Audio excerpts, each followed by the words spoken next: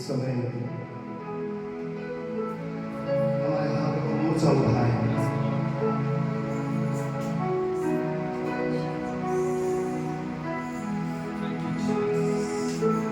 उसकी तारीफ करें, उसकी महिमा करें, उसकी प्रशंसा करें। वो योग्य है।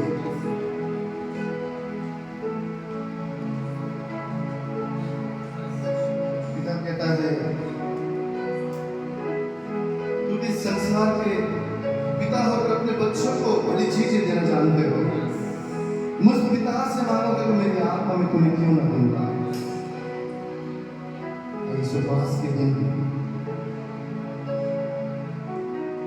उसकी हुजूरी में आकर पिता से कहते, पिता तेरे पवित्र आत्मा से मेरे जीवन को भर दे, तेरे पवित्र आत्मा के सामर्थ से मेरे जीवन को भर दे। इस प्रकार तेरे अग्नि को मुझ पर बरसा कि जो तेरी ओर से नहीं है वो जल जाए प्रभु, और मैं उस चोखे सोने के समान तेरे लिए पवित्र बन सकूं, तेरे लिए योग्य ठहर सकूं। उस सामर्थ को आने दे, उस प्रभा को आने दे, उस पवित्र आत्मा को छूने दे, अपने आप को उसके सामने लेकर आए।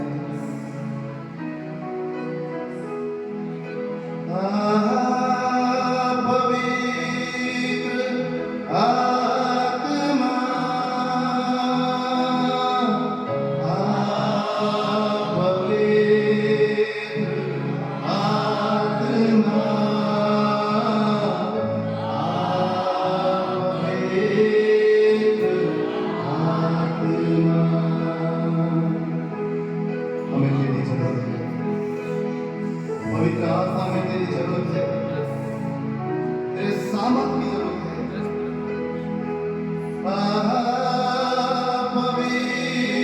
पवित्र आत्मा, पवित्र आत्मा,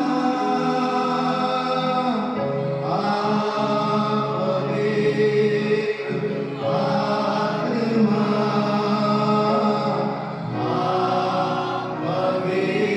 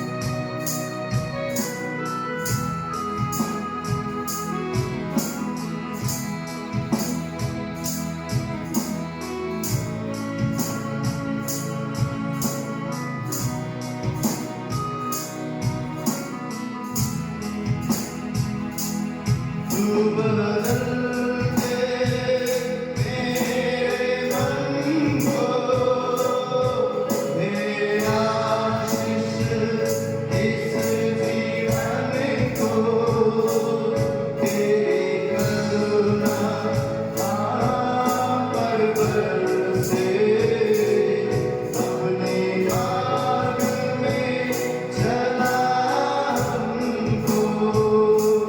तू बदल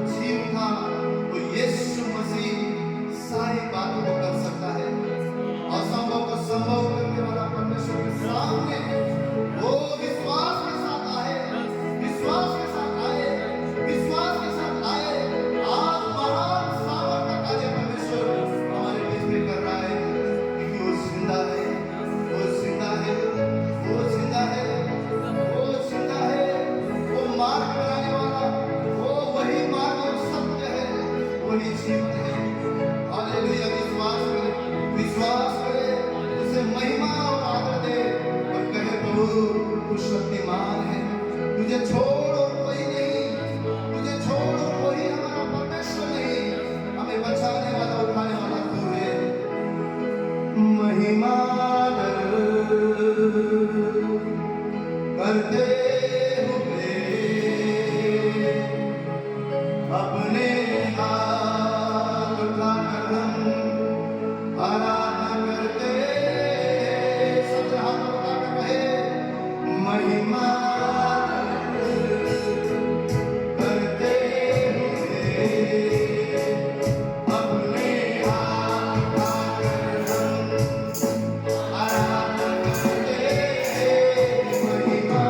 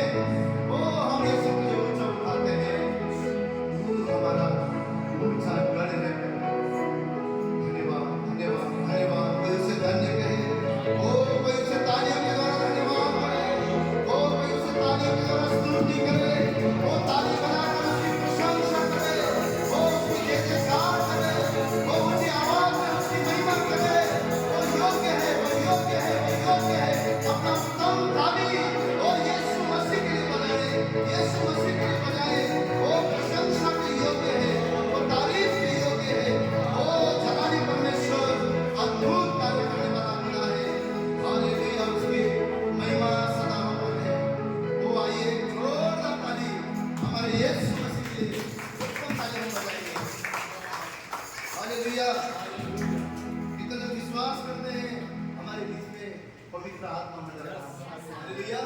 ये उसका वादा है, हमारे बड़प्पन नहीं परंतु ये उस खुदा की वादा है। वो कहता है उस पिता से मांगो मैं क्यों ना दूंगा। उसने पवित्र आत्मा आपको मेरे अंदर डाला हुआ है और जब हम दुआ करते हैं, प्रार्थना करते हैं, उसका सामर्थ हमारे ऊपर उतरता है। आमीन आमीन। आज हम एक गीत पहली बार गाने वाले हैं जो नेपाली गीत है, जिसमें कुछ मैंने कोशिश किया है हिंदी वर्ड में डालने का, परंतु बहुत ही आसान गीत है जिसके द्वारा हम परमेश्वर की महिमा करने वाले हैं। हम लोग हिंदी भी गाते हैं, मराठी भी गाते हैं। हमारे सुंदर परिवार नेपाली परिवार परमेश्वर ने हमारे बीच में दिया है, तो हम सब मिलकर उस खुदा की इबादत करेंगे। जितनी भी लैंग्वेज है, जितने भी भाषा है, हमारे परमेश्वर ने बनाया। हालेलुया। अलग अलग भाषा से भी हम परमेश्वर की स्तुति करेंगे, जिसका अर्थ है तपाई हो मेरो गोठाला, जिसका मतलब ये है कि प्रभु तू मेरा चरवाहा है। अगर परमेश्वर हमारा चरवाहा है, हमें किसी चीज की कमी और घटी हो सकता है? हालेलुया। किसी भी चीज की कमी और घटी नहीं हो सकती, क्योंकि हरी हरी चराइयों में लेकर जाने वाला यीशु आप और मेरे साथ है। अगला लाइन कहता है तपाई हो मेरो सहारा।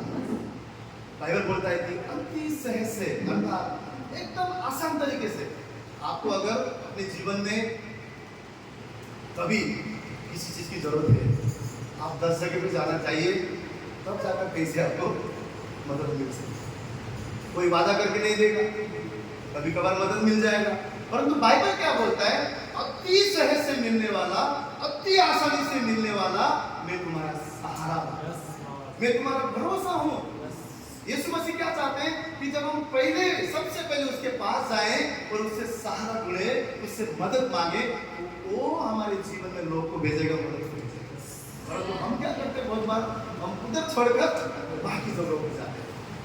लेकिन हम जब सबसे पहला स्थान का मतलब क्या है? सुखो दुखो जब भी हम उसके पास पहले भागते हुए जाते हैं, ये जानते हुए कि मेरा तो सहारा मेरा यीशु मसीह है। जब उसके पास दौड़ते हैं, परमेश्वर मार्ग निकालता है, परमेश्वर आशीषों को लेकर आता है, लोगों को लेकर आता है, परमेश्वर हमारे जीवन में अद्भुत तरीके से कार्य करता है। हालेलुया। वो हमारा घोटाला है, वो हमारा सहारा है, हमारे आगे आगे चलकर हमारे लिए मार्ग दिखाने वाला। मैंने एक कहानी पीछे पढ़ा था, मराठी में लिखा था, क्या डर मत मैं तेरे पीछे हूँ। वो तेरे देखे भी होंगे, लेकिन हमारा परमेश्वर क्या बोलता है? डर मत मैं तेरे आगे और तेरे संग। आगे क्यों है? अरे हमें तो आगे पता ही नहीं है ना रास्ता कैसा है, परंतु आपका मेरा खुदा कहता है तुमसे पहले मैं। हालेलुया। हमारा परमेश्वर पीछे नहीं, परंतु आगे चलकर हमें मार्ग दिखाने वाला परमेश्वर है। हमारा परमेश्वर तुम जाओ मैं तुम्हारे पीछे नहीं, परंतु संग चलने वाला परमेश्वर है। तूफान और आंधियों के बीच में भी वो परमेश्वर हमारे साथ। हालेलुया। इतना विश्वास करते हैं कि परमेश्वर मेरे संग है। आमीन। इस गीत को हम मिलकर गाएंगे, तपाई हो मेरो गोठाला, तपाई हो मेरो सहारा।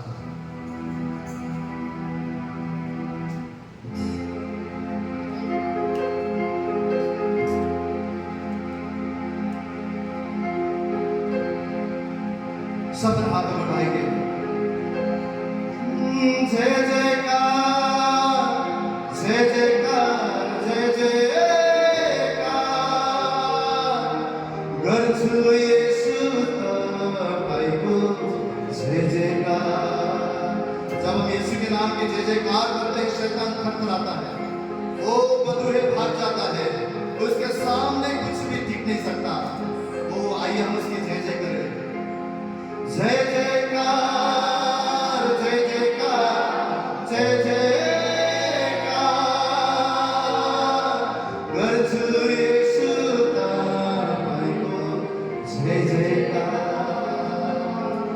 तपाई हो मेरो गोठाला, तपाई हो मेरो सहारा। सब जन तपाई हो मेरो गोठाला, तपाई हो मेरो सहारा।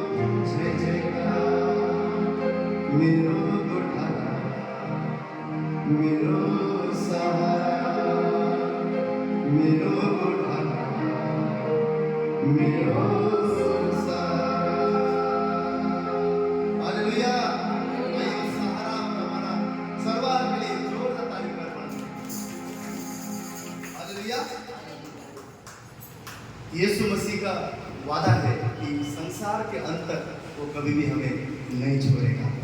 ये हमें विश्वास करना है। आमीन। इस संसार की सारी बातें हमारे जीवन से एक दिन नाश हो सकता है, विफल हो सकता है। हर एक चीज का लिमिट है, सब चीज का एक लिमिट है। मनुष्य का एक लिमिट है, मनुष्य के सहारा का, रिश्तेदारों का, हर एक चीज का एक लिमिट है। लेकिन परमेश्वर यीशु मसीह का कोई भी लिमिट नहीं। हालेलुया।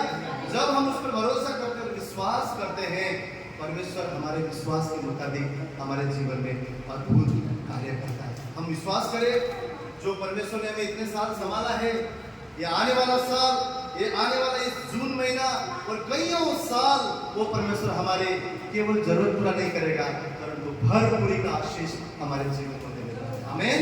विश्वास करें और विश्वास के द्वारा अपने जीवन में हम पाए। ये समय में हम परमेश्वर की तलाश करें। बाइबल क्या बोलता है? जो उसे खोजते हैं, जो उसे ढूंढते हैं, जो उसको अपने हृदय से ढूंढते हैं, पुकारते हैं, उन्हें वो मिलता है।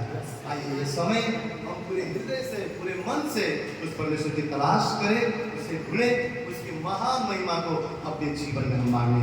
आइए मिलकर, जैसे एक हिरनी पानी के लिए प्यासा रहता है, हमारा हृदय उस परमेश्वर के लिए खोजी बन रहता है, प्यासा बन रहता है। आइए हम सब मिलकर इस गीत को गाएंगे।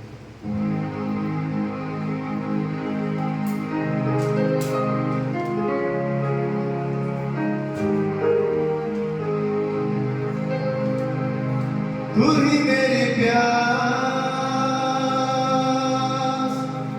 तू ही है लगन, तू ही मेरी आखिरी तलाश, तू ही मेरी प्यास, तू ही है लगन, तू ही मेरी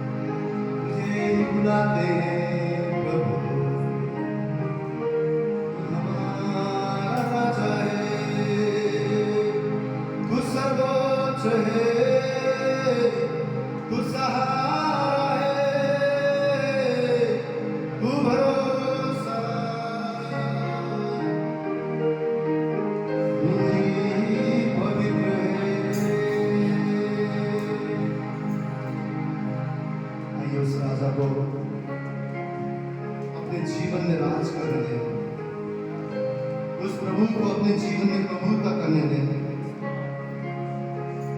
उस परमेश्वर को अपने जीवन में आने दें। वो सर्वोच्च है, वो पवित्र है, उसके समान और कोई नहीं। हमारे जीवन को वो संवारने वाला परमेश्वर, हमारे हालातों को बदलने वाला खुदा है। आइए उससे कहे, प्रभु तू मेरे जीवन में सर्वोच्च है, तू मेरे जीवन में पहला स्थान में है, तू मेरे जीवन में आ, मुझ पर तेरी राज और तेरी कब्जा। आइए उसकी प्रशंसा करें, उसकी महिमा करें, उसकी तारीफ करें और उससे कहें तू मेरा राजा है, सर्वोच्च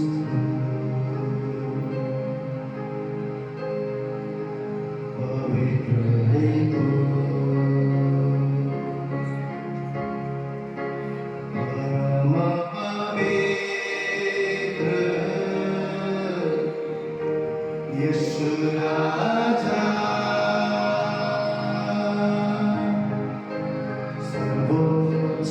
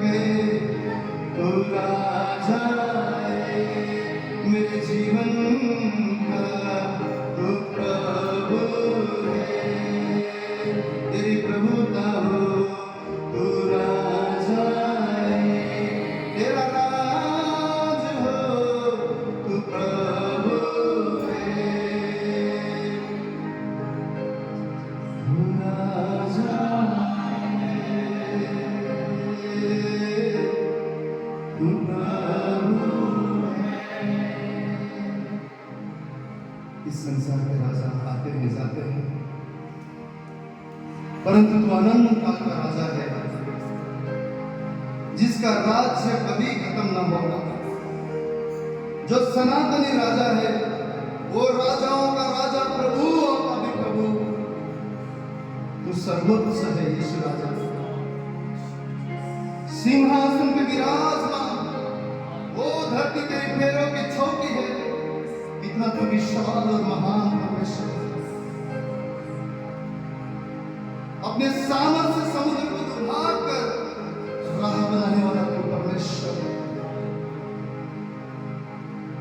अपने लोगों को खिलाने वाला, मरुभूमि पर रात में तू उजियाला और दिन में बादल का खंभा बनने वाला तू परमेश्वर है।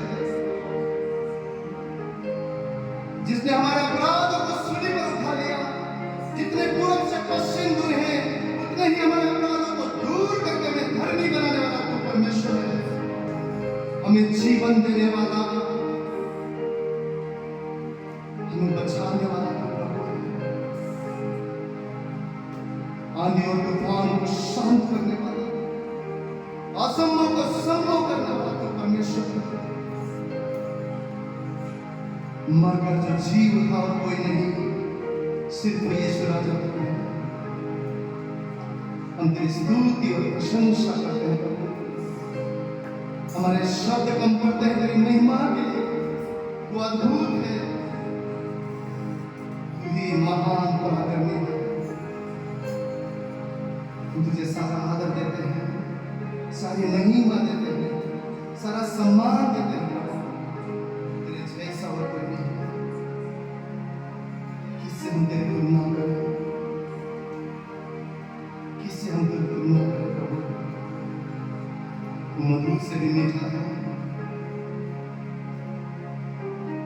हमसे प्रेम करने वाला, हमारे आंसू पोंछने वाला, हमें गले से लगाने वाला, हमसे प्रेम करने वाला तेरा धन्यवाद करते हैं। सारा आदर गौरव महिमा प्रशंसा जय जयकार तेरे ही नाम को करते हैं। धन्यवाद देते हैं इस प्रार्थना विनती को हमारा उद्धार करता जीवित यीशु मसीह के नाम से मांगते हैं, सब जन कहें आमीन।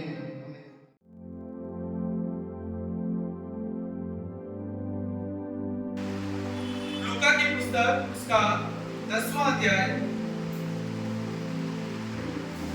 हम सब खोलेंगे 25वें वचन से 37वें वचन तक। आज हम बाइबल में से पढ़ेंगे और मैं चाहता हूं ये वचन पर हम बने रहेंगे पूरे मैसेज में और आज सीखेंगे कि परमेश्वर हमसे क्या बात करना चाहता है। लूका की पुस्तक उसका 10वां अध्याय 25वें वचन से 37वें वचन तक हम पढ़ेंगे बाइबल से।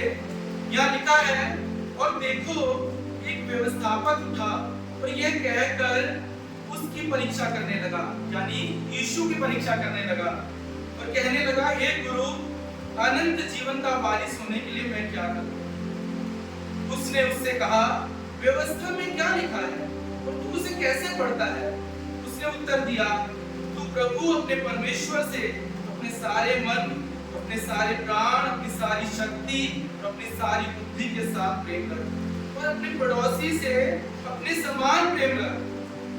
उसने उससे कहा, तूने ठीक उत्तर दिया है, यही कर तो तू जीवित रहेगा। परंतु उसने अपने आप को धर्मी ठहराने की इच्छा से यीशु से पूछा, तो मेरे पड़ोसी कौन है?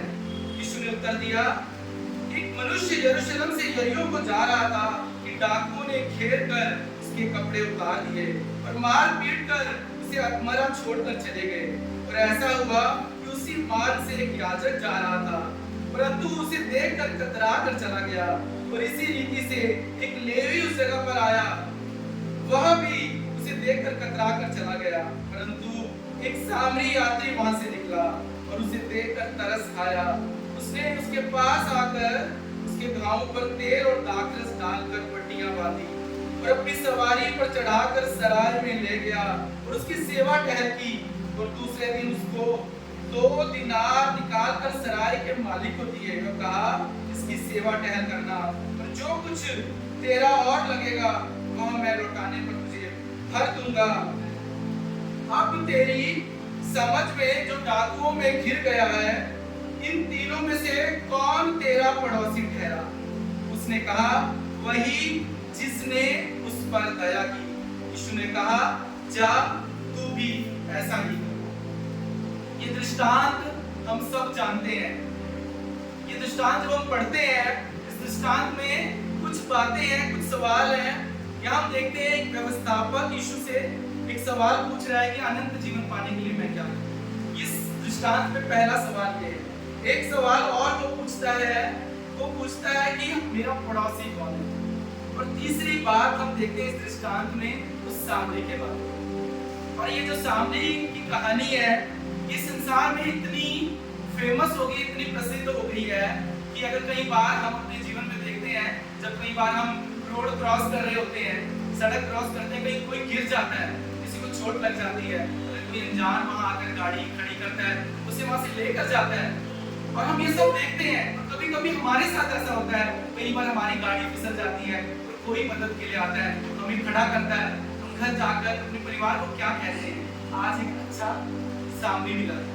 हम ये कहते हैं कि आज एक अच्छा सामने मिला था, आज एक मनुष्य ने, एक अनजाने मनुष्य ने मेरी आकर मदद की। ये सामरी की कहानी सिर्फ मसीह नहीं, इस सारे संसार में ये बहुत ही प्रसिद्ध है। आज ये सामरी की कहानी लोग भी एग्जाम्पल देते हैं जब कोई अनजाना किसी की मदद करता है। पर यहाँ पर हम इस 10वें अध्याय में ये देखते हैं कि यीशु ये दृष्टांत क्यों बता रहे हैं, यीशु ये कहानी क्यों बता रहे हैं। आज हम सीखेंगे इस दृष्टांत को। आप खोले रहे मेरे साथ। इस दृष्टांत को हम देखते हैं लूका की पुस्तक उसके 10वें अध्याय में। और इस दृष्टांत को अगर हमें समझना है तो उससे पहले वाले अध्याय में देखेंगे। 9वें अध्याय में हम वहां एक चीज देखते हैं। 9वां अध्याय और उसके 28वें वचन से हम देखेंगे। इस दृष्टांत के आगे और पीछे हम देखेंगे और आज हम सीखेंगे कि यीशु मुझसे और आपसे आज क्या हमें सिखाना चाहते हैं इस दृष्टांत के द्वारा। इस 9वें अध्याय के 28वें वचन में हम देखते हैं, यहाँ पर लिखा है, यीशु प्रार्थना करने के लिए पहाड़ पर गया और अपने साथ पतरस, यूहन्ना और याकूब को साथ लेकर गया। और लिखा है वो प्रार्थना कर रहा था और लिखा उसके चेहरे का रूप बदल गया और उसका वस्त्र श्वेत होकर चमकने लगा। और देखो मूसा और एलिया ये दो पुरुष उसके साथ बातें कर रहे थे। वे महिमा सहित दिखाई दिए और क्या लिखा है, उसके मरने की चर्चा कर रहे थे जो यरूशलेम में होने वाला था। यीशु के क्रूस की, जो यीशु का क्रूस पर मरना था, उसकी वहां वो चर्चा कर रहे थे। और क्या लिखा है, पतरस और उसके साथी नींद में पड़े थे और जब वो अच्छी तरह सचेत हुए तो उसकी महिमा और उन दोनों पुरुषों को उसके साथ खड़े देखा। और जब वे उसके पास से जाने लगे तो पतरस ने यीशु से कहा, हे स्वामी, हमारा यहाँ रहना भला है, आते हम 3 मंडप बनाएंगे, एक तेरे लिए, एक मूसा के लिए, एक एलिया के लिए। और नहीं जानते थे कि वो क्या कह रहे हैं। यीशु क्या कह रहा है वहां पर, वो लिखा है, और यह कह रहा था तभी एक बादल वहां आ गया और उसने वहां छा गया और बादल वहां उन्हें घेरने लगा और डर गए। और तब बादल में से एक शब्द निकला, ये मेरा पुत्र है, ये मेरा चुना हुआ है, इसकी सुनो। यहाँ हम देख रहे हैं चेले इस घटना से पहले यीशु के साथ एक पहाड़ी पर जाते हैं। वहां पर वो देखते हैं दृश्य कि वहां पर कौन है, मूसा है, एलिया है, यीशु के साथ वो बात कर रहे हैं। वो जो बात कर रहे हैं, यीशु के मरने की बात कर रहे हैं, चेले वो सब कुछ नहीं सुन रहे हैं कि वहां क्या बात हो रही है। बाइबल क्या कहती है, उस पतरस और उसके साथी सब नींद से भरे थे। कई बार हम परमेश्वर के भवन में आते हैं ना, हम आते हैं और हम नींद से भरे होते हैं, हम दुनिया में होते हैं, हम सोचते हैं कि क्या चल रहा है, हमारा मन कहाँ लगा। यहाँ देखते हैं वो सब नींद से भरे हुए हैं और जब उनकी आंख खुलती है तो वो लगता है कि जब ये लोग यहाँ से जा रहे हैं तो बोलते ठहरो ठहरो, हम तुम्हारे लिए मंडप बनाएंगे, हम यहीं रहेंगे। तब वो क्या लिखा है, वहीं बड़ा बादल आता है, वो कहता है जो कह रहा है ना कि परमेश्वर का पुत्र, इसकी सुनो। परमेश्वर कह रहे हैं, पर यीशु जो तुमसे कहना चाहता है ना उसकी सुनो। आप क्या करना चाहते हो, आप क्या अपने जीवन में आगे क्या प्लान करना चाहते हो, यीशु को कैसे देखते हो, वो मायने नहीं रखता। यहाँ पर वो यीशु के लिए ही मंडप बनाना चाहते हैं, यीशु के लिए मंडप बना लेते हैं ना। और यीशु क्या बोल रहे हैं, मेरी सुनो। ये घटना वापस हम उसी दृष्टांत में जाएंगे कि 10वें उस दृष्टांत में यीशु ने उस सामरी के बारे में क्यों उनको ये एग्जांपल दिया। 9वें दृष्टांत में हम देखते हैं यीशु अपने साथ लेकर गए और यहाँ पर क्या हो रहा है, वो सो गए और बाद में क्या बोलते हैं, प्रभु हम तेरे लिए मंडप बनाए और वहां से आवाज आती है, ये मेरा पुत्र है इसकी सुनो। क्या लिखा था, ये मेरा पुत्र है इसकी सुनो। आज हम इस वचन से सीखेंगे कि ये पुत्र हमें क्या सिखा रहा है। पहला वचन यही बोलेंगे, लूका 10 उसका 25वां अध्याय और पहला वचन क्या लिखा है, कोई पढ़ेगा जोर से। लूका 10:25। और देखो एक व्यवस्थापक उठा और ये कहकर उसकी परीक्षा करने लगा, ये गुरु अनंत जीवन का वारिस होने के लिए मैं क्या करूं। या क्या पहली बात हम क्या देखते हैं, यहाँ पर एक आदमी, एक व्यवस्थापक कौन होता है मालूम है, जो व्यवस्था को जानने वाला, बहुत ही एक्सपर्ट था वो, उसको बाइबल की पूरी नॉलेज थी, पुराने नियम की, पूरा सब कुछ वो पुराना नियम जानता था। व्यवस्थापक मतलब वो, अगर हम कहें किसी को कॉन्स्टिट्यूशन पता है, इसको लॉ पता है, जो वकील है वो सब कुछ जानते हैं। यहाँ पर ये व्यवस्था को जानने वाला ये क्या बोल रहा है यीशु से, और क्या लिखा है, ये कहकर यीशु की परीक्षा लेने लगा। वो कुछ इसलिए नहीं पूछ रहा कि उसको अनंत जीवन के बारे में जानना था, वो यीशु की परीक्षा लेता है। यीशु की परीक्षा लेने के लिए यीशु से कहता है कि हे गुरु, अनंत जीवन का वारिस होने के लिए मैं क्या करूं। यीशु की टेस्टिंग कर यीशु से पूछ रहा है, और क्या पूछ रहा है कि अनंत जीवन का वारिस होने के लिए मैं क्या करूं। क्यों पूछता है यीशु से, क्योंकि यीशु जो हमेशा प्रचार करते थे ना, वो अनंत जीवन का प्रचार करते थे। यीशु ने क्या बोला, मत्ती 19:29 में यीशु क्या बोलते हैं, अगर मेरे लिए तुम अपने परिवार को छोड़ दो, कोई अपने खेत छोड़ देगा, तुमने कुछ भी छोड़ा है ना, तो यहाँ तो तुम्हें 100 गुना मिलेगा, वहाँ अनंत जीवन। यीशु हमेशा अनंत जीवन की बात करते थे और वो ये जानता था, इसलिए वो यीशु की टेस्टिंग करने के लिए यीशु से एक सवाल पूछता है। वो पूछता है कि अनंत जीवन पाने के लिए हम क्या करें। बोलते हैं मैं क्या करूं कि मुझे अनंत जीवन मिले। और ये क्या कर रहा है, इसको चाह नहीं है, सिर्फ परमेश्वर की टेस्टिंग कर रहा है। और फिर वहां पर आगे क्या होता है, यहाँ पर हम देखते हैं ये सवाल कौन पूछ रहा है, व्यवस्था को जानने वाला, जिसको पुराने नियम की पूरी समझ है, और साथ में कौन है, चेले बैठे हुए, चेले भी ये सुन रहे हैं। वो चेले जो थोड़ी देर पहले यीशु के साथ वहां पर उस पहाड़ी पे थे, वही चेले हम लूका इसमें ही 9वें अध्याय 51 वचन में पढ़ते हैं। इससे पहले एक और दृष्टांत है, क्योंकि हमें ये दृष्टांत समझना है कि क्यों यीशु ने सामरी को वहां पर लेकर आया। लूका 9 उसका 51 वचन से हम देखते हैं, यहाँ पर लिखा है, यहाँ पर हम क्या देखते हैं, यीशु अपने चेलों के साथ यरूशलेम जाने का विचार करते हैं, और वहां वो अपने आगे के दूतों को भेजते हैं। रास्ते में एक गांव होता है, सामरिया गांव है, और वो वहां पर एक संदेश भेजते हैं कि यहाँ पर हमारे लिए जगह तैयार करें, क्योंकि सामरिया क्रॉस करके मुझे यरूशलेम को जाना है। पर यहाँ क्या लिखा है, सामरिया के लोगों ने उसे उतरने नहीं दिया, क्योंकि वह सामरिया जा रहा था। वहां लिखा है कि सामरिया के लोगों ने यीशु को नहीं उतरने दिया। क्यों नहीं उतरने दिया, क्योंकि उसको पता था ये लोग कहाँ जा रहे हैं, यरूशलेम जा रहे हैं। तो यरूशलेम कौन सी जगह है, वो यहूदियों का पवित्र स्थान है। और जो सामरी थे, सामरी और जो यहूदी थे, उनमें क्या था, उनमें आपस में दुश्मनी थी। जो यहूदी थे वो सामरियों को बिल्कुल भी पसंद नहीं करते थे, वो उनको इतना तुच्छ समझते थे, इतना घृणित दृष्टि से देखते थे कि ये तो बहुत छोटे हैं, इनका तो हम नाम भी नहीं लेंगे। सामरी भी वो बोलना पसंद नहीं करते, और इसलिए सामरी भी उनके विरुद्ध थे।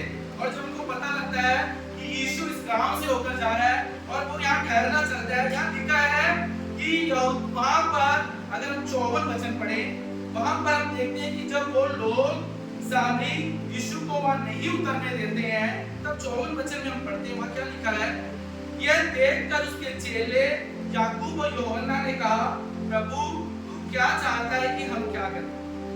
वो क्या बोलते हैं, वो बोलते हैं चेले याकूब और यूहन्ना ने कहा, प्रभु तू क्या चाहता है, हमें आज्ञा दे कि आकाश से आग गिराकर इन्हें भस्म कर दे। सोचिए, वो चेले यीशु के साथ जा रहे हैं, कहाँ जा रहे हैं, पवित्र स्थान में जा रहे हैं, यरूशलेम जा रहे हैं, यीशु के साथ चल रहे हैं, और रास्ते में दुश्मन है, वहां वो गांव से उतरने नहीं देते। और चेले क्या बोल रहे हैं, प्रभु आग बरसा उनको भस्म कर दे। वो चेले यीशु के साथ चल रहे हैं, यीशु के साथ चल रहे हैं, पर वो संसारिक है। जब दुश्मन को देखा, उसने उतरने नहीं दिया, उन्हें आग बरसा और इनको यही भस्म कर दिया। कई बार हम सब ऐसा ही करते हैं हमारे जीवन में। हमें हमारे विरोध में जब लोग आ जाते हैं, कई बार हम कहते हैं प्रभु आप बरसा, हमको बरसी। अब देखो यीशु क्या जवाब देते हैं। आइए हम पढ़ेंगे अगला वचन। उसका अगला वचन देखेंगे, 55 वचन, कोई पढ़ेगा? परंतु उसने फिर कर उन्हें डांटा और कहा, तुम नहीं जानते कि तुम कैसी आत्मा के हो, क्योंकि मनुष्य का पुत्र लोगों के प्राणों का नाश करने नहीं वरन बचाने के लिए आया। यहाँ क्या बोल रहे यीशु? यीशु कह रहे हैं, यीशु ने उनकी ओर फिर कर उन्हें डांटा और कहा कि तुम नहीं जानते कि तुम कैसी आत्मा के हो, क्योंकि मनुष्य का पुत्र लोगों के प्राणों का नाश करने नहीं पर उनको बचाने के लिए। आइए हम दृष्टांत पे वापस आएंगे। अब 10वें अध्याय के हम 25वें वचन से, वहां पर वो क्या पूछ रहा है व्यवस्थापक? वो व्यवस्था को जानने वाला यीशु से सवाल पूछता है कि ये गुरु, अनंत जीवन का वारिस होने के लिए मैं क्या करूं? मैं कैसे अपने आप को धर्मी ठहराऊं कि मैं अनंत जीवन का वारिस बनूं? और ये भी नहीं कि ये सच में वो जानना चाहता था, वो यीशु की परीक्षा लेता है और यहाँ पर यीशु से एक जवाब देता है। वो क्या है? एक्सपर्ट है व्यवस्था का, यीशु की परीक्षा ले रहा है। यीशु समझ गए। 26वें वचन में लिखा है, यीशु ने इस व्यवस्था के एक्सपर्ट से क्या कहा? उसी को पूछ रहे हैं व्यवस्था में क्या लिखा है। यीशु ने जवाब नहीं दिया। यीशु पढ़िए आप मेरे साथ, खोलिए आप मेरे साथ और देखिए क्या लिखा है 26वें वचन में। कोई पढ़ेगा जोर से? उसने उससे कहा, व्यवस्था में क्या लिखा है, तू कैसे पढ़ता है? क्या बोल रहे हैं यीशु? यीशु ने जवाब नहीं दिया। आप समझ गए? ये तो यहाँ मेरी टेस्टिंग कर रहा है यीशु। उसी तरीके से उसको जवाब देते हैं, बोलते हैं व्यवस्था में क्या लिखा है और तू उसे कैसे पढ़ता है? और आगे हम देखेंगे 27वें वचन में, उसको तो सब मालूम था, उसको तो सब पता था। यीशु की टेस्टिंग करने के लिए कर रहा था ना, तो वो तुरंत उत्तर देता है।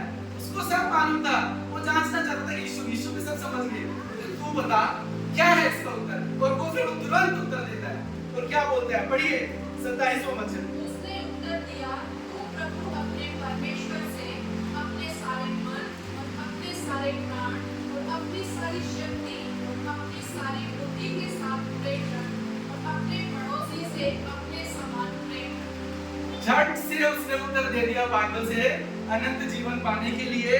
ये तो बाइबल में लिखा है ना, लिखा है। ये दोनों आज्ञाएं जो हम नए नियम में हम जानते हैं यीशु ने बनाई, वो पुराने नियम का जानने वाला भी वो जानता था।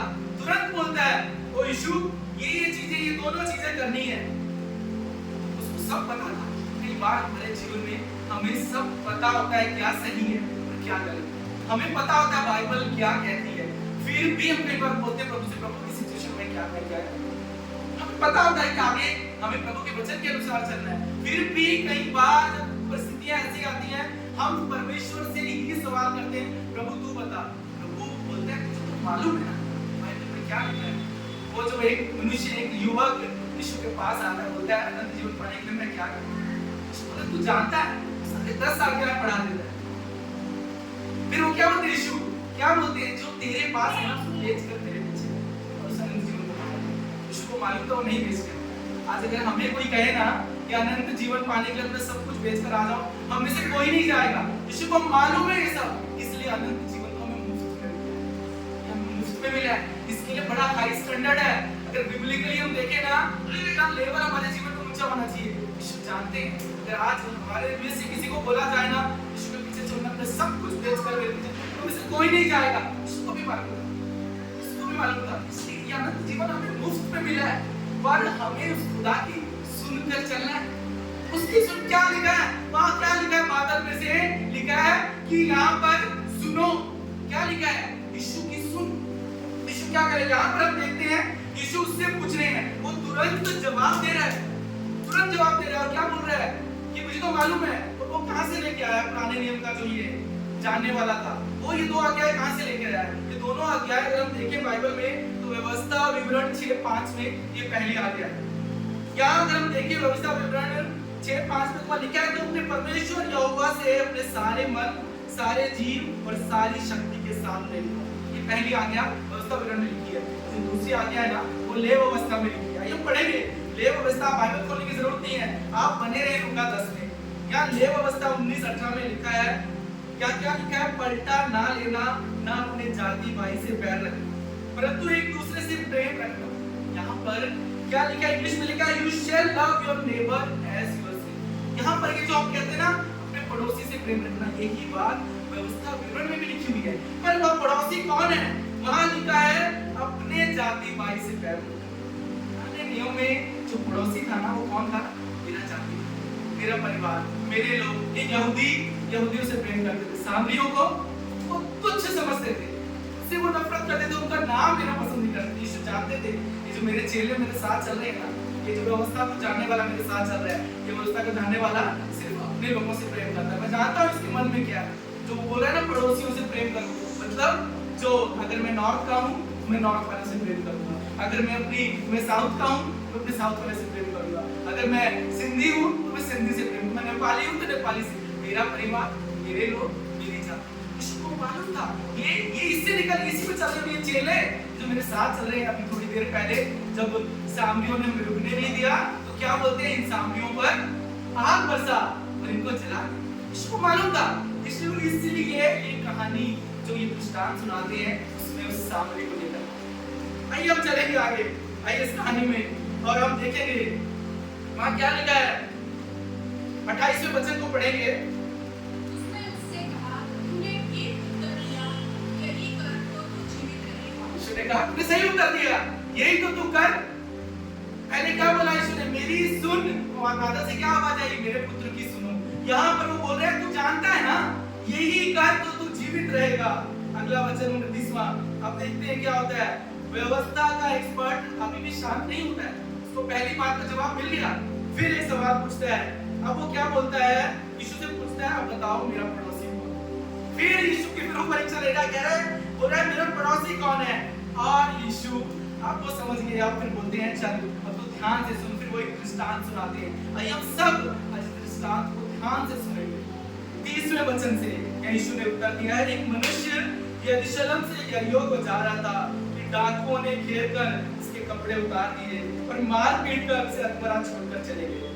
आगे लिखा और ऐसा हुआ कि उसी मार्ग से एक याजक जा रहा था, परंतु उसे देखकर कतरा कर चला गया। और उसी रीति से एक लेवी उस जगह पर आया, वह भी उसे देखकर कतरा कर चला गया। क्यों उस याजक ने, उस लेवी ने उसको हाथ नहीं लगाया? क्यों नहीं लगाया? क्योंकि उन्हें कहीं ना कहीं डर था, अगर हम इसे हाथ लगाएंगे कहीं वो डाकू आसपास छिपे होंगे, कहीं हम पर अटैक हो गया, उन्हें अपनी जान का खतरा था। वो याजक और वो लेवी तो धर्मशास्त्र को जानते थे। याजक कौन थे? जो मंदिर में रहते थे। लेवी कौन थे? जो उनको असिस्ट करते थे। उनको बाइबल का ज्ञान था। परमेश्वर कहता है दूसरों की मदद करो। यहाँ पर जब मौका आया, बाइबल कहती है वो दोनों वहां से कतरा कर चले गए, जो सब कुछ जानते थे, सब कुछ जानते थे। यहाँ पर व्यवस्थापक यहाँ यीशु की परीक्षा कर रहा है, अनंत जीवन पाने के लिए मैं क्या करूं। चेले साथ में खड़े हैं और वो वही चेले जो थोड़ी देर पहले कहते हैं इन सामरियों पर प्रभु आग बरसा, मेरे शत्रुओं पर आग बरसा, प्रभु ये भस्म हो जाए। यीशु को मालूम था उनके अंदर क्या है। और फिर वो वही कहानी लेकर आते हैं। वो पहला व्यवस्थापक पूरी आज्ञाएं सुनाता है, दोनों आज्ञाएं सुनाता है। और इस दृष्टांत में देखते हैं याजक और लेवी जो कानून और नियम को जानते हैं। बाइबल कहती है हम ना धर्मी बनकर ना अनंत जीवन नहीं पा सकते। बाइबल अगर हम सारी जानते हैं और हम सोचते हैं बाइबल पढ़कर हम धर्मी बन गए, हम अनंत जीवन पाएंगे, बहुत बड़ा धोखा है आपका। यहाँ पर हम देखते हैं जो मंदिर में रहने वाला, जो मंदिर में लोगों का असिस्ट करने वाला, वो वहां तरस नहीं खा पा रहा है उसे उस चोट खाए मनुष्य। वो दोनों वहां से कतरा कर चले गए। पहली आज्ञा क्या है? क्या बोला यीशु मसीह ने? अपने सारे मन, सारे प्राण, सारी शक्ति और सारी बुद्धि से उससे प्रेम करना। जानते हैं कई बार हम परमेश्वर के पीछे चलते हैं ना, पूरी शक्ति से, पूरे प्राण से हम प्रभु के पीछे चलते हैं, पर मन और बुद्धि से नहीं चलते। मन और बुद्धि से नहीं चलते। परमेश्वर के भवन में आराधना भी करते हैं ना, पूरी शक्ति से करते हैं। हम देखो कलीसिया में कई बार लोग कूदते हैं आराधनाओं में, जंप करते हैं, ताकत लगाते हैं, पूरी ताकत, पूरी शक्ति, पूरे बल से, पर उनका मन कहीं और होता है। बुद्धि मतलब बुद्धि, बाइबल क्या बोल रही है? मन और बुद्धि का मतलब क्या है?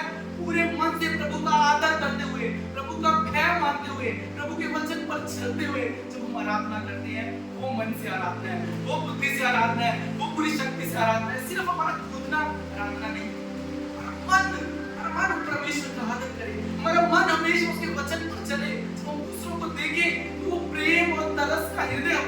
या यीशु देख रहे हैं ना ये हृदय व्यवस्थापक के अंदर है, ना ये हृदय चेलों के अंदर है, तो इसलिए वो कहानी सुनाते हैं याजक की और लेवी की कहानी सुनाते हैं।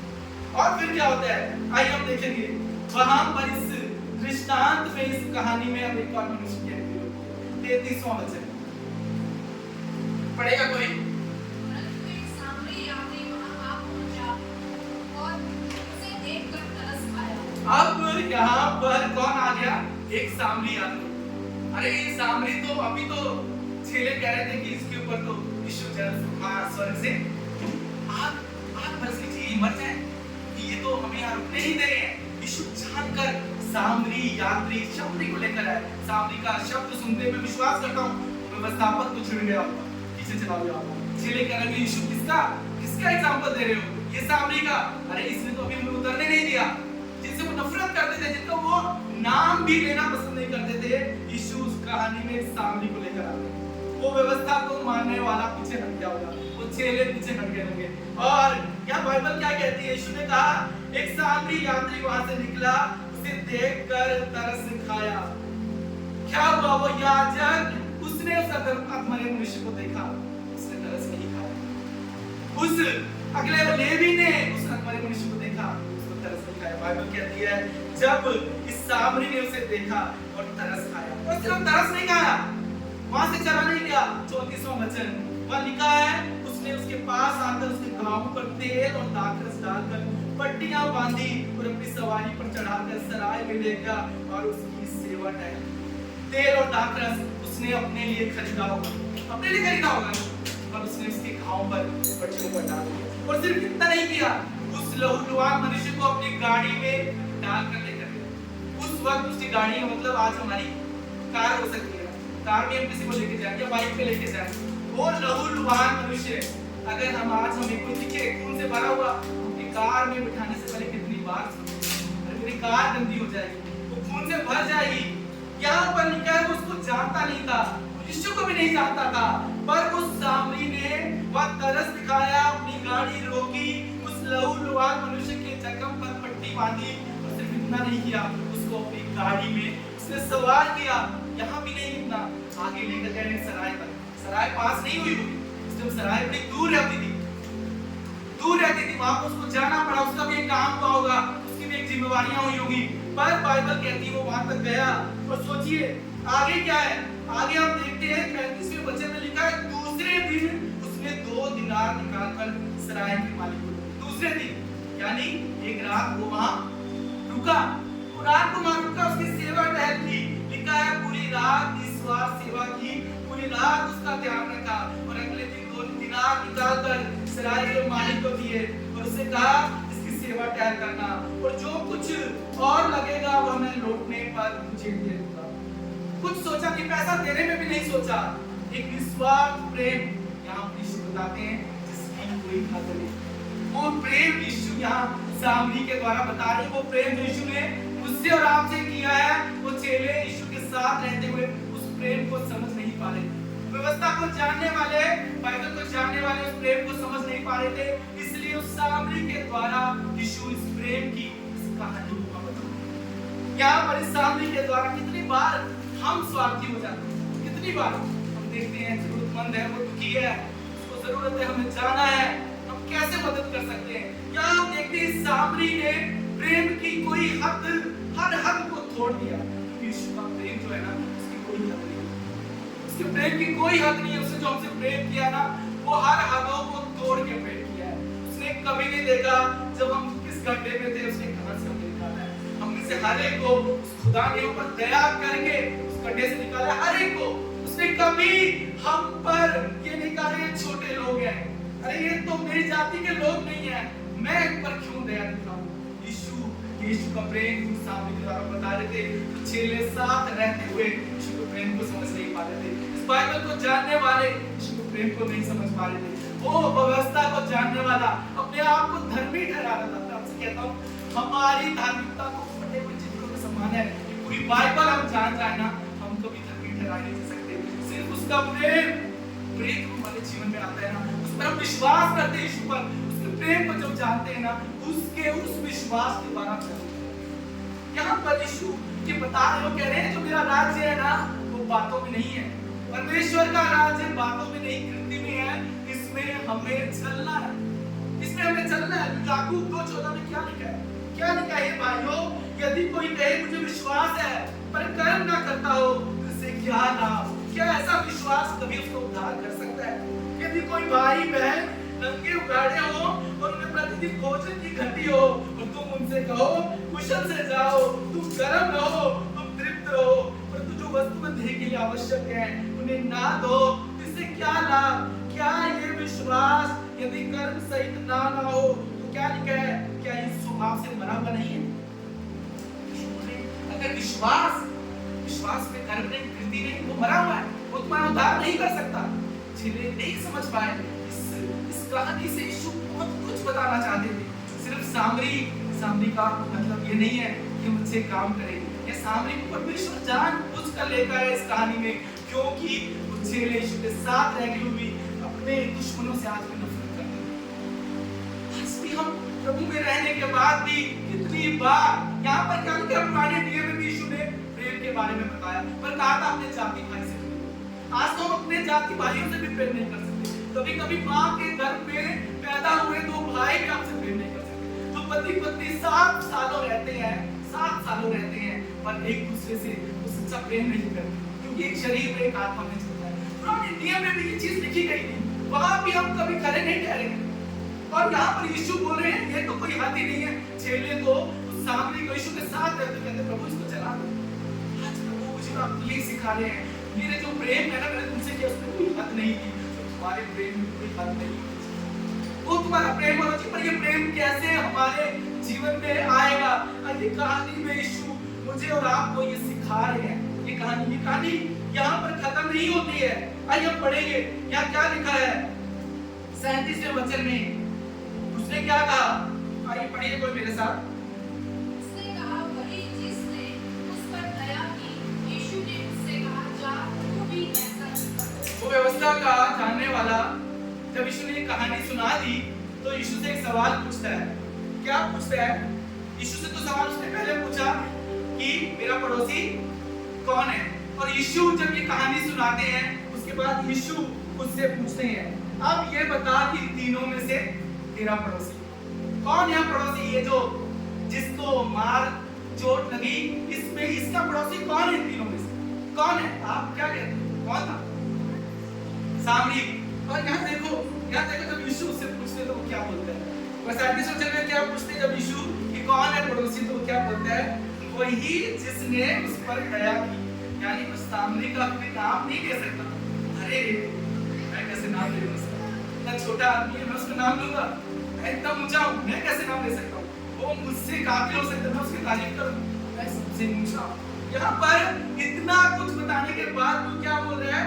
उसने कहा वही जिसने उस पर दया की। तो यीशु ने उसे क्या कहा? जा तू भी ऐसा ही। पहले क्वेश्चन में क्या यीशु ने कहा? उसने दया दिखाई, जा तू भी ऐसा कर। यहाँ क्या देख रहे हैं दूसरे में? यहाँ भी यीशु कह रहे हैं जा तू ऐसा ही कर। परमेश्वर का राज्य, परमेश्वर के राज्य की हम खोज में है ना, यीशु बता रहे हैं परमेश्वर का राज्य बातों में नहीं, परमेश्वर का राज्य उस पर चलना है, उस पर चलना है। इस दृष्टांत में एक सामरी वो मनुष्य, मुझे नहीं पता वो कौन था, वो जिसको चोट लगी वो यहूदी था, कौन था मैं कुछ कहानी नहीं है, पर उसने उस पर दया। पर मैं सोचता हूँ कि क्या सामरी की कहानी, सामरी तो यीशु को नहीं जानता था ना, नहीं जानता था, उसने तो यीशु को ग्रहण नहीं किया था, तो क्या वो स्वर्ग जाएगा? नहीं जा सकता था। क्या वो अनंत जीवन पाएगा? तो क्या यीशु क्या ये बताना चाह रहे थे कि आप अच्छे काम करो? नहीं, सामने की कहानियों में ये नहीं सिखाती कि हमारे अच्छे काम हमें स्वर्ग ले जा सकते हैं। अगर हम गरीबों की मदद करें, हम जरूरतमंदों की मदद करें, सिर्फ वही करें, परमेश्वर के पीछे ना चलें, उसके वचन के पीछे ना चलें, हम अनंत जीवन नहीं पा सकते। ये बात हमें यहाँ समझनी है। कई बार लोग बहुत धर्म के काम करते हैं, परमेश्वर के पास नहीं आना चाहते, प्रभु के वचन के पीछे नहीं चलना चाहते। यहाँ ये बात, ये कहानी यहाँ खत्म नहीं होती है। इस कहानी को खत्म करने के लिए इसके अगले वचन पर हम जाएंगे। आइए हम खोलें लूका 10:38 से हम पढ़ेंगे। इसके बाद यीशु एक गांव में जाते हैं, वहाँ एक गांव में जाते हैं, लिखा है मार्था नामक एक स्त्री ने उसे अपने घर पर उतारा। उन गांव में उन सामरियों ने नहीं उतारा, या स्त्री ने उसे अपने घर पर उतारा। मरियम नामक उसकी एक बहन थी, वो प्रभु के चरणों में बैठकर उसके वचन सुनती है। परंतु मार्था सेवा करते करते घबरा गई। यहाँ लिखा है दो बहनें हैं, एक प्रभु के चरणों में बैठकर प्रभु का वचन सुन रही है, और दूसरी क्या कर रही है? सेवा कर रही है। वहां हम देखते हैं सामरी किसकी सेवा करता है? एक जरूरतमंद की। पर यहाँ तो ये यीशु की सेवा कर रही है, यीशु और उसके चेलों की सेवा कर रही है। और बाइबल कह रही है वो घबरा गई, वो दुखी हो गई। यहाँ क्या सीखते हैं? बहुत जरूरी है हमारे खुदा के चरणों में बैठकर हमारा उसकी सुनना। हमारे जीवन का सबसे उत्तम भाग यही है, खुदा के चरणों में बैठकर उसकी सुने। जिस दिन हम उसके सुनेंगे, ये वचन हमारे जीवन में खुलेगा। उस खुदा के प्रेम को जिस दिन हम जानेंगे ना, तब उस प्रेम से हम उससे प्रेम करेंगे। वो वचन के चरणों में जब तक आप नहीं बैठते, कभी आपके जीवन में वचन नहीं खुलेगा, और कभी आप उस खुदा से, उस प्रेम से प्रेम नहीं कर पाएंगे। यहाँ पर ये कहानी का खत्म नहीं होती। कहाँ लिखा है? वहाँ क्या लिखा है? उस मरियम ने उत्तम भाग को बाइबल कहती है चुन लिया, और वो उसे कभी छीना नहीं जाएगा, कभी छीना नहीं जाएगा। हम क्या देखते हैं? वहाँ बातों पर क्या लिखा था? मेरे बेटे की सुनो। यहाँ मरियम सुन रही है, यीशु उन चेलों को सिखाना चाहता है, कहते हैं कि तुम सुनो, जिस दिन तुम ये वचन तुम पर खुल जाएगा। आपसे कहता हूँ, कोई बाइबल है ना, ये बाइबल हम कितनी बार इसको पढ़ लें, और इसके अनुसार अपनी जिंदगी जी हम धर्मी बनाई करें, और हम उस खुदा के प्रेम से दूसरों से प्रेम नहीं कर सकते। हम सिर्फ उनसे प्रेम करेंगे जो हमारे साथ अच्छे हो, जिन्होंने हमारे साथ बुराई की होगी, प्रेम को छोड़ो, कई बार हम उनको माफ भी नहीं करते। तो यहाँ यीशु बता रहे हैं, अगर हम उसके चरणों में बैठना सीख जाएंगे और उसकी सुनना सीख जाएंगे, तब क्या होगा? ये बाइबल जो ना, जो पुराने नियम में क्या था? ये बाइबल में अपनी जाति भाई बहन लोगों से प्रेम करना। जब उनके चरणों में बैठते हैं ना, यीशु के प्रेम को जानते हैं, प्रेम हमें बदलता है, तब हम अपने दुश्मन से प्रेम करते हैं। जो हम नहीं जानते, जब ये वचन को हम उसके चरणों में बैठकर हम सुनते हैं, हम सीखते हैं, तब हमको जो छुपा हुआ खजाना इस वचन का ना, तब हम उनको जान सकते हैं, तब हम दूसरों से प्रेम कर सकते हैं। नहीं तो बाइबल कहती है जिसको हम प्रेम करते हैं, जो हमसे प्रेम करता है, उससे प्रेम करते हैं, तो संसार करता है। वो प्रेम प्रभु की नजर में कोई मायने नहीं है, कोई अर्थ नहीं है। पर जो हमसे, हम जिसको नहीं जानते, यहाँ तक कि हो सके हम अपने दुश्मनों को भी क्षमा करें, उनके लिए भी प्रार्थना करें। पर ये चीज, ये बाइबल हम सिर्फ पढ़कर, हम इसका प्रचार करके, या हर रोज पढ़कर कभी नहीं जान पाएंगे। तब जान पाएंगे जब हम उसके चरणों में बैठना सीखेंगे, जब अपने यीशु को जिस दिन जान जाएंगे, जिस दिन उसके प्रेम को जान जाएंगे, वो प्रेम उसके मुझसे बात की है, तब उस प्रेम से सारी हदों को तोड़कर दूसरों से प्रेम करेंगे। यीशु के सामने के द्वारा चेलों को, व्यवस्थापक को, चेलों को सिखाना चाहिए। सिर्फ यही कि जब मेरे पीछे चलना है ना, तो अपने आप का तुम इनकार करके जाओ। हर दिन मुझे और आपको अपना इनकार करना है, हर दिन, एक दिन नहीं, हर दिन, हर महीने आप इनकार करते जाओ, उस खुदा के चरणों में बैठते जाओ। एक दिन, हर दिन परमेश्वर का आत्मा आपको बदलता जाएगा। महीने, साल, एक दिन वो खुदा का स्वभाव आपके अंदर आ जाएगा। तब आप उस प्रेम से, उससे प्रेम करना, सारी हाथों को तोड़कर उस खुदा से प्रेम करना। इसलिए उसने मुझे आपको चुना है। वो कहता है मेरे तुम नमक बनो, मेरी रोशनी बनकर इस संसार में चमको। ये सवाल आपके हाथ में छोड़कर जा रहा हूँ, क्या आप उस खुदा की रोशनी बनना चाहते हैं? क्या आप चाहते हो कि आपके जीवन से लोग यीशु को देखें, उसके प्रेम को देखें? क्या वो देख रहे हैं? अगर नहीं देख रहे हैं तो क्या आप चाहते हैं? इस सवाल में आपसे उत्तर नहीं पूछूंगा, फिर आज इस सवाल में आपके हाथ में छोड़कर जा रहा हूँ। और मैं यही चाहता हूँ कि हम सबके जीवन से हमारा खुदा नजर आना चाहिए, उसको प्रेम नजर आना चाहिए। जिसको जब भी प्रभु हमेशा मौका देता है, हर दिन उठे, उसके चरणों में बैठे, उसके सुने। दोपहर को नहीं, पूरा दिन भर आप अपनी उलझनों में फंसकर बाइबल पढ़ते हैं, तब तक आपका मन भी उलझ चुका होता है। सुबह उठकर खुदा के चरणों में बैठे, उसकी सुने, अपना काम करें, और जहां आप जाएंगे परमेश्वर आपको वो लोग दिखाएगा जिनके साथ आप भलाई कर पाएंगे। परमेश्वर वो लोग आपके जीवन में तो टकराए जाएंगे जिनके साथ आप भलाई कर पाएंगे, उसकी रोशनी को लेकर जाएंगे। वो लोग यीशु को नहीं जानते, उन्होंने कभी यीशु का नाम नहीं सुना होगा, पर खुदा के प्रेम से जो आपके जीवन से वो देखेंगे ना, यीशु बताएंगे, यीशु मेरे नाम से। यही चाहती हूँ इस कहानी से ये बताना चाहते हैं जो मेरा प्रेम है वो सारी हदों को तोड़कर मैंने तुम्हारे साथ किया है और तुम अपने जीवन में कोई हद मत रखो। सारी हदों को तोड़ो, उसका एक ही रास्ता है, उसके छलों को पार करो। प्रभु यीशु मसीह वचन के द्वारा अपने जीवन को आशीष दे। भाई जिंदा खुदा के लिए हम जोरदार तालियां बजाएं।